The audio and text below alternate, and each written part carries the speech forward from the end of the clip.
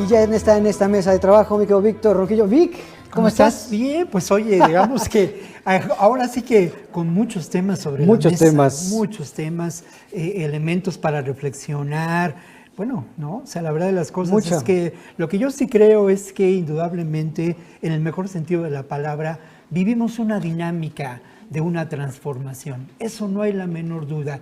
Y esa dinámica de la transformación que estamos viviendo obviamente genera muchas polémicas, genera también diferentes posiciones y es evidente que incluso dentro del propio gabinete de Andrés Manuel López Obrador hay puntos de vista no solamente divergentes, puntos de vista absolutamente opuestos. Es más, puntos de vista que no, bueno, es más, no puntos de vista, ideologías incluso que no son coincidentes en lo absoluto. Sí, ideologías que no son coincidentes porque al final de cuentas la posición de Víctor Villalobos es una posición que está... ¿De Víctor Toledo? No, de Víctor Villalobos, del secretario, ¿no? Está a favor de lo que podemos considerar pues la agroindustria, un proceso de producción vinculado a la estrategia neoliberal, de donde todo tiene precio, y en el caso de Víctor Toledo, lo que existe es un proyecto agroecológico, ¿no?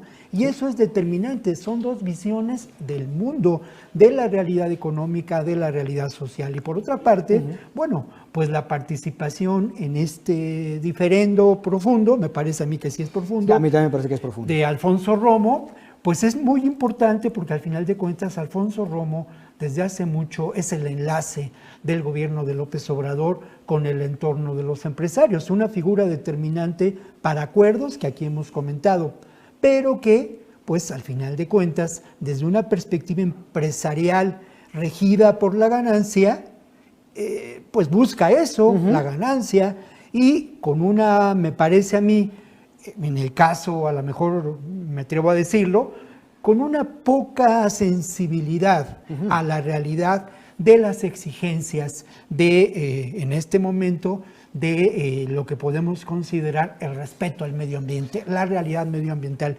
México es uno de los países donde existen más conflictos medioambientales y muchos de ellos tienen que ver con esta diferencia entre el proyecto empresarial, ahí está la minería, y un proyecto humanista que valora al ser humano y al entorno de la naturaleza. Eso es la agroecología que defiende Víctor Toledo. Y no dejemos de lado, Vic, estarás de acuerdo, la cantidad de asesinatos de defensores, del medio ambiente que ha habido en los últimos años y lamentablemente también en lo que va del sexenio, que han sido, pues no han sido pocos. Y eso también es un rasgo que no debemos dejar de Sí, y en el fondo de todo, bueno, uno de los rasgos, como lo señalas, que caracteriza al neoliberalismo es la extracción brutal de recursos. Absolutamente. ¿No? Y hay un conflicto muy grande, que es un conflicto del control territorial en este momento que se vive en este país. Todo eso es de lo que habla Víctor Toledo en este diferendo profundo con Toledo y con Romo. Ahora, la posición de López Obrador me parece que es sensata, y él lo mencionaba esta mañana, ya recuperaste el insert.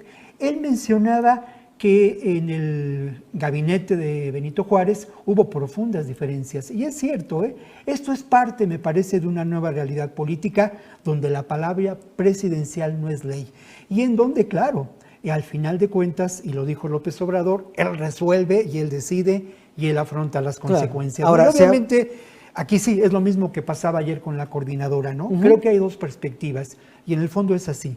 Una perspectiva progresista de izquierda y una perspectiva progresista de izquierda, quizá con una mayor radicalidad y con mayores elementos de planteamientos hacia una realidad social diferente. Estos dos moderados y, digamos, radicales. Estos dos puntos de vista, obviamente, siempre estarán van a chocar. En choque, ¿no? Y es varios hoy escriben justamente sobre el choque justo de estas ideologías, ¿no? De estos dos de los radicales, los moderados, y que han estado en pugna durante justamente todo este tiempo de gobierno. Ahora, si me permites a mí, ya que nos metimos y que rompimos por completo con nuestro guión que habíamos armado hace un rato, bueno, ya si me permites seguir con este tema, yo creo fundamental, de verdad lo estoy convencido, que hay que atender la realidad social de los productores más pobres en este Más país. necesitados. Y esos productores están trabajando en favor de la agroecología. Exactamente. Y también existen en este país, a lo largo de toda la geografía nacional,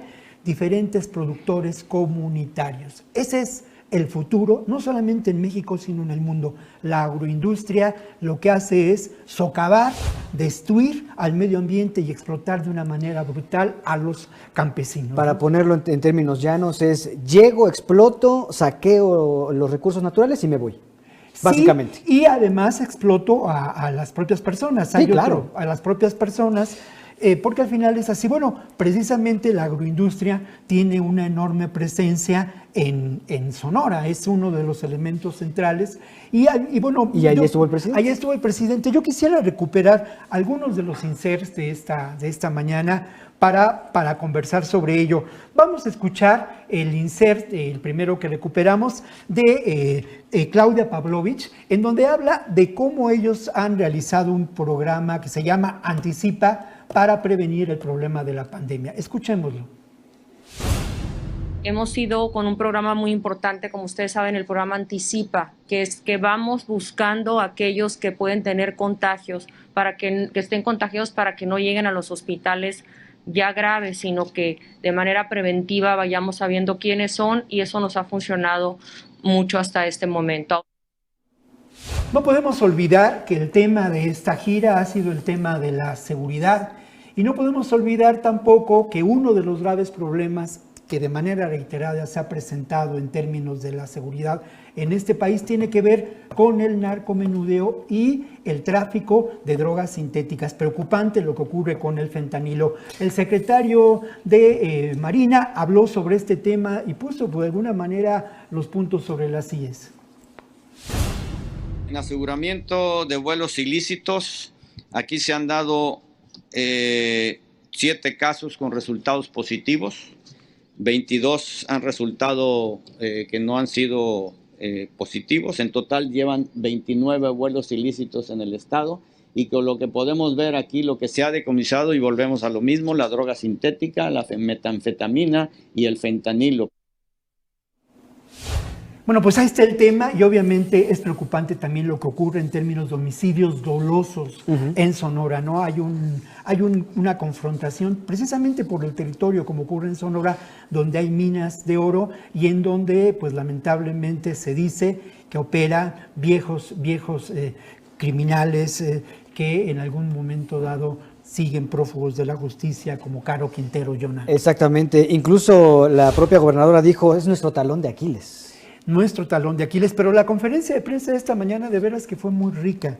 Se habló, entre otras cosas, de la fiscalización, por llamarlo de alguna manera, que realizará Facebook. Exacto. A las cuestiones vinculadas al proceso electoral en el que ya nos encontramos. Exactamente. Se van a, pues ahora sí, que a dar los datos de las personas que intenten la guerra sucia. Es obvio que López Obrador ya está trabajando en favor, y así es, de lo que va a ocurrir en el próximo 2021. Y en ese sentido también habló de algo que es muy importante, de fiscalizar también los recursos de que dispondrán los partidos políticos, porque no hay que olvidar que en buena medida uno de los grandes electores en este país pueden ser las fuerzas criminales, exacto, las fuerzas oscuras del crimen organizado. Exactamente, es muy importante este tema de la fiscalización, que ahora ya se amplió el brazo del INE para poder echar más mano de los recursos y echarle ojo a los recursos de los partidos. Y ante una pregunta de un compañero de la Octava que decía que, bueno, habían visto disminuir